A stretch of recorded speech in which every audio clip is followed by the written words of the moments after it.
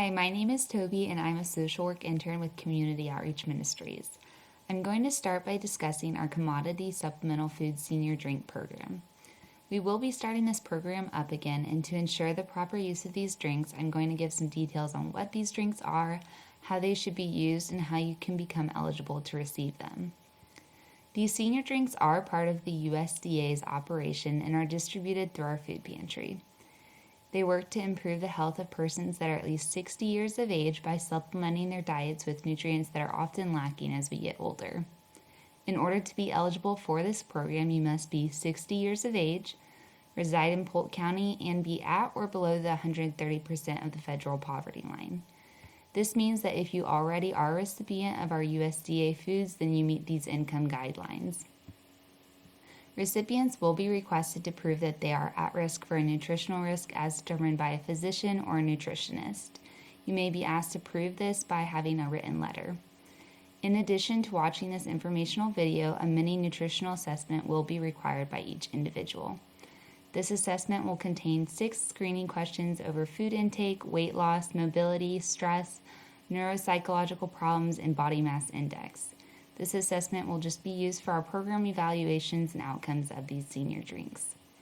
Senior drinks are not meant to comprise a complete diet, rather are a good source of nutrients that are lacking in those that are 60 years and up. These products are typically used to accompany senior diets that have smaller meals but more frequent snacking, increased calories, and proteins. Senior drinks typically are 200 calories for the recommended 8-ounce drink. It's not recommended to drink more than that. They contain 10 to 20 grams of protein, 6 grams or less of fat, and less than 40 grams of carbohydrates. The goal of these drinks is to increase a person's calorie and protein when not proper nutrition is occurring, or maybe there's not good eating habits or undernutrition is occurring. If an individual is able to eat full meals, these drinks are not recommended as they could become too much of a calorie intake and lead to obesity. Now, undernutrition due to a lack of eating is common, but this is extremely dangerous for those that are older adults. We do encourage individuals receiving senior drinks to continue working with their doctors or nutritionists to determine causes of this lack of appetite and any underlying factors such as ulcers, thyroid disease, dementia, depression, maybe dull senses of taste or smell, and ill-fitted dentures that can contribute to this undernutrition. Other dangers of improper use of the supplemental drinks are high sugar content. This can be problematic for those that are diabetic. In addition, these senior drinks contain milk product, which can lead to digestive upsetness for those with lactose problems, which is often quite common for those of older age.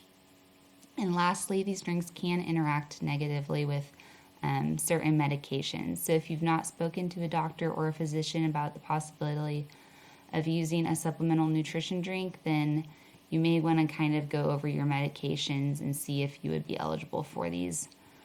And for those of you who may be watching with an individual who is close to you considering these senior drinks, there are a few things you can do to encourage a loved one to develop positive eating habits. To enhance a senior's dining experience, you can alter recipes to include more flavorful spices, herbs, and vegetables to create increased hunger. We often fall into adding sugars, salts, and fats to make our diets tastier, and this is easier, but it can often lead to unhealthy methods for creating flavors in foods. And this can also lead seniors to gravitate towards sweet treats and maybe junk foods that aren't quite as good for them. Another alternative is to offer to go shopping or cook for your loved one who may be an unwillingness to cook. If this is not an option for you, there are alternatives such as Meals on Wheels, in-home care, and professional caregivers. However, whenever possible, recruit family members, friends, or neighbors to join your seniors regularly for lunch, dinner, or even snacks. Meals overall are enjoyed more when they're shared and can become a lonely event for seniors when they're no longer having someone to conversate over that meal with. And we want to do our best to increase their eating habits. To find more on diet and nutrition in older adults, you can also consider consulting with your physician, your nutritionist, or locate your local area agency on aging for more information and methods of increasing your loved one's appetite. Thanks for listening, guys.